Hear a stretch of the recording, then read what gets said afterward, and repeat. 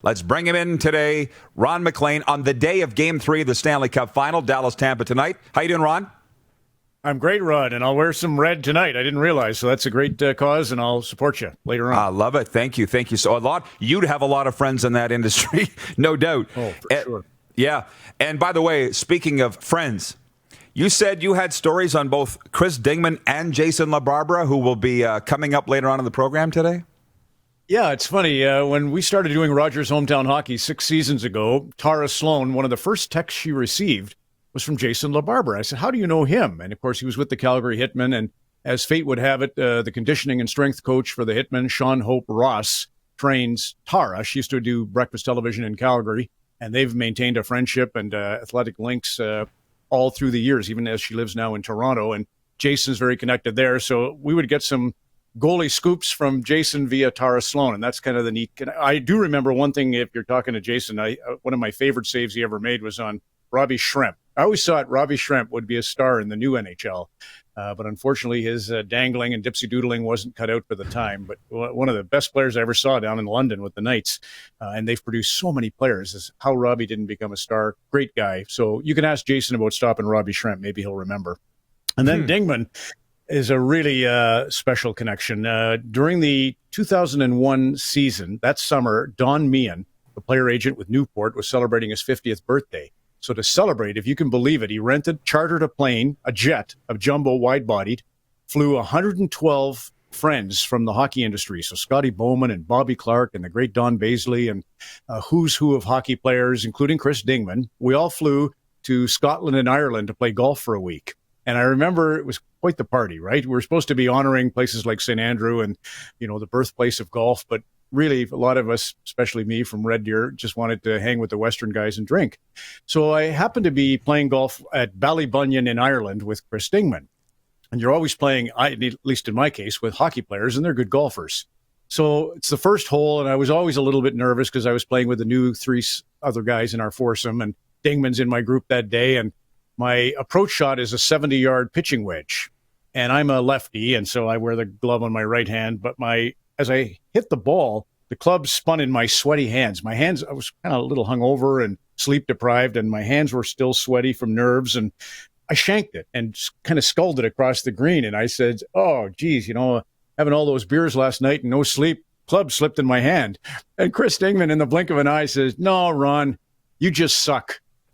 I remember what a great guy he was. We spent that week together, and he came and visited when I did the World Track and Field a little bit later on in Edmonton, was where he was living. And obviously he was a key member of a couple of cups, but I'm a good friend of Brad Richards, as Chris knows. And Brad always said in Game 6, so they went to double overtime in Game 6 against the Calgary Flames, and he said, honestly, Ron, like I played a half an hour like a Ginla would.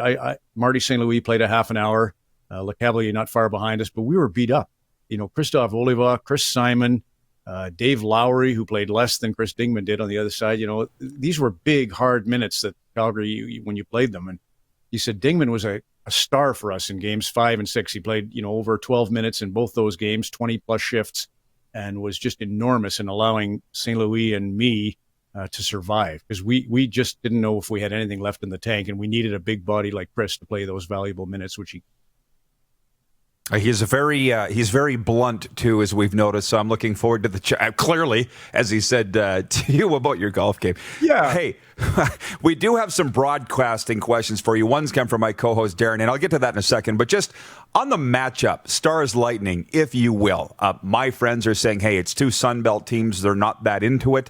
I got friends primarily on Tampa, a few on Dallas, so I'm watching every game. How do you feel about the matchup and then the hockey that's followed in the series? Look, Rod, I mean, to lose the Canadian teams is always tough. And I think if I was to read the glamour team of this year's playoffs, it would have been Colorado. I think Nathan McKinnon and Cale Makar, that would have been the sexy one to go to the final. There's nothing wrong with these 2 teams.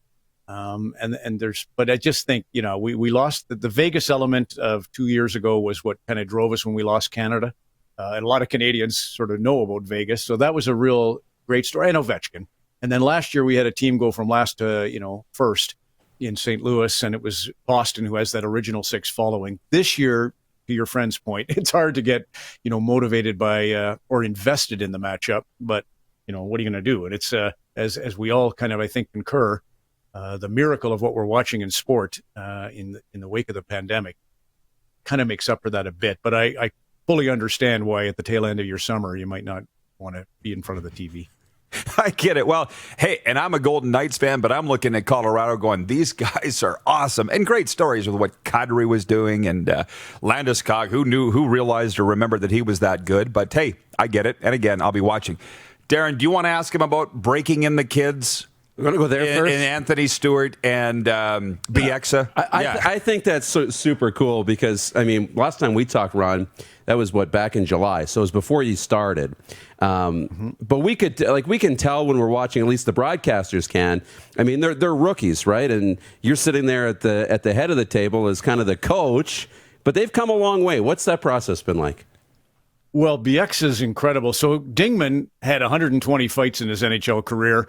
Kevin, who I feel fought a lot, he had 56, but he fought 5 or 6 times a year, and he's cut from that same cloth, right? He's got the great sense of fighting defenseman. I think that's a really valuable. He's got an academy down in California, and what's really incredible, Rod and Darren, is Bieksa will actually say to the producer, give me about 15, 20 seconds on camera before we roll the clip. Who does that in their rookie year in television in hockey analysis? He's the first guy I've ever seen, but that's his coaching. That's because he works with the kids and he wants to go to the chalkboard and kind of detail the drill and then execute the drill. So that has been just unbelievable to experience. And in Anthony's case, the joy of Anthony is, he speaks in movie quotes, right? He spends half the game on Twitter and Instagram, like your ad, so he's always making these memes or GIFs or whatever the hell they are.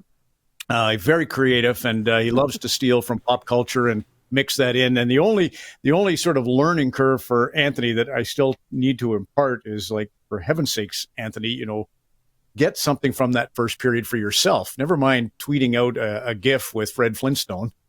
He's really creative, and when we focus him, I think a little more on the actual intermission. But he's been a joy. He's got a wry sense of humor. He and Kevin clearly connect because they each fought.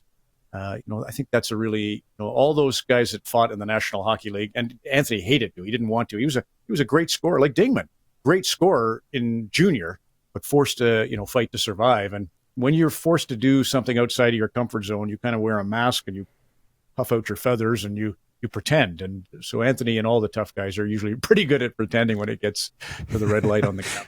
But on those two with Bieksa, look, Ron, if you're going to last in this business and make it, you can't care what other people think. And clearly, Bieksa does not. And I love when he showed up with the Vancouver V jacket and speaking of puffing out his chest, he didn't care. And I respect that he would wear that, because you know what it's like on national television. You can't play favorites. He doesn't care. He's like, I'm doing it. And secondly, Anthony Stewart, from the start, the first game I tuned in, I'm like, what's Pedro Martinez doing on there? I had no idea who he was. And he was nervous. So to see how far he's come in 2 months, to me, tells me how talented he is, because he's great on there now. But he's had the most growth of anybody I've seen in the playoffs, on the ice or off, Ron. The one thing about Bieksa and that tell it like it is, or shoot from the hip, honestly, Rod, I was so impressed. He was a dear friend of Rick Rippon, who succumbed to mental health issues that resulted in suicide. And he's really big on that, like Kelly Rudy is. And Kevin, he showed a photo one night of him and Rick Bowness when Kevin was going through about a 3-year window with the Vancouver Canucks where they were going to trade him every other day. And he revealed that vulnerability. So I think it's really important to emphasize, he is kind of talk of the walk, and he has a great devil in him that will, gallows humor that will cut you to shreds, me included, anybody. He doesn't care. But he's also got that, there's a real penetratingly deep side to Kevin Bieksa that I'm just so grateful that we've tapped into. And on Anthony, yes. If you listen to him with Jeff Merrick on Hockey Central at noon, if you get a chance, when it opens up, he too has. He played the role of the cap. He was 17 years old. He led the Kingston Frontenacs in scoring. That's how good he was. He made the World Junior team, right? That's how good he was. And then he had to kind of scratch and claw after that to make a living for himself. So, and now he's coaching the Young Nats as a great program here in Toronto. highest, AAA program. Plus, he's doing instructional academy work. So, and he's very, very lucky to have. And I feel like Cassie Campbell-Pascal is just, she can teach. She's a captain, so she knows how to be a leader, and she teaches everything that the Hockey Canada folks teach. And then she's also enrolled in the NHL coaches program. So she's been a great, and when we get the chance, Colby's, been as you know, from either Battle of the Blades or Hockey Night in Canada, he brings a ton. So I think, it's been as you all know, to lose Don that was a big transformation that Hockey Night in Canada was going to have to go through, and miss Don, but very grateful for what's ended up being on the program. Well, not shocking to you that it would take 5 people to replace Don. Yeah. Right. From our viewers, Robert Kazakov, man, I love this show. From Donna Berger, Clark, thank you for all your hard work. Appreciate the guests. From Rob Johnston, I could listen to Ron all day. Just an awesome guest. Well done, guys. From Jeremy Knight, who's watching from Toronto, longtime friend of mine, works with the Jays Care Foundation. He says, what will Ron remember the most about this year's unique Stanley Cup playoffs? Well, just the incredible idea that it was feeling so real every time I watched. I think from the moment it started, I was shocked. And the Jays, I'll speak a little bit about the Blue Jays, seeing the very first game, and Jansen was catching, and Rafael Dolis came in as a reliever in the very first game of the year. It looks like they're magic numbers too. They're going to make the postseason. And I remember the working back and forth. Rafael Dolis hadn't pitched in the majors in 7 years, and he couldn't find the plate.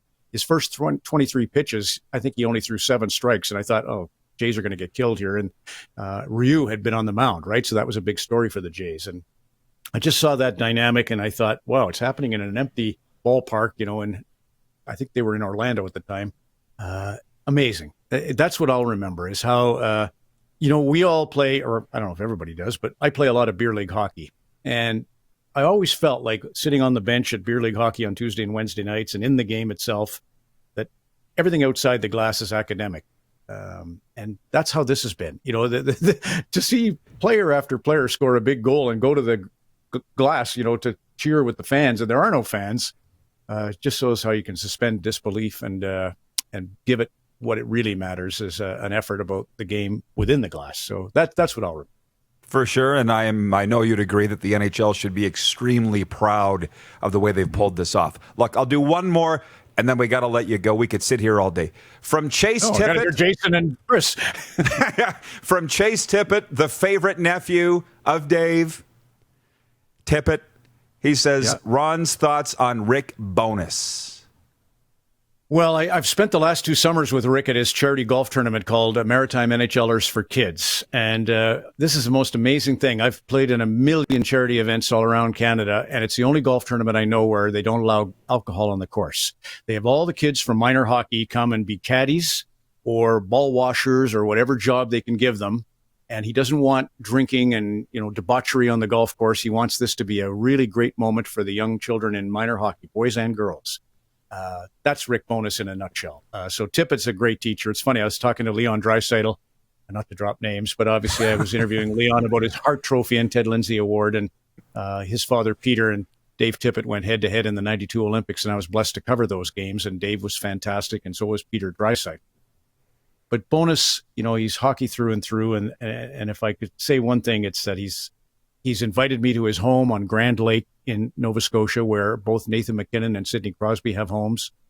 His wife, Judy, as Kevin Bieksa said on Hockey Night in Canada, it's the only time he's ever seen this, where a coach's wife is in the wives' room with the players' wives.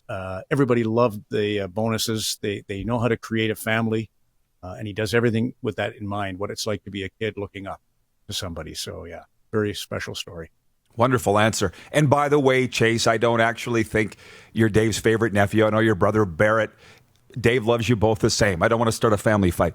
Just a comment. Jamie in Halifax is watching. Jamie Anstey, he says, I got to drive Ron during Hockey Day in Canada, located in Halifax. What a great man. I was sweating knowing I was driving him that day.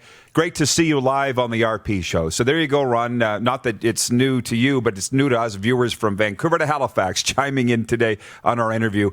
I appreciate the time, of course, and we'll be watching. Thanks for the time today. Same, Rod. And yeah, Clark, you keep up the good work producing because he's a hound. That's good. He is. He absolutely is. Thanks, Rod. And not a Notre Dame hound, by the way. He's just a relentless dog. You're watching Rod Pedersen On Demand. For more of The Rod Pedersen Show, visit rodpedersen.com or follow Rod Pedersen on social media.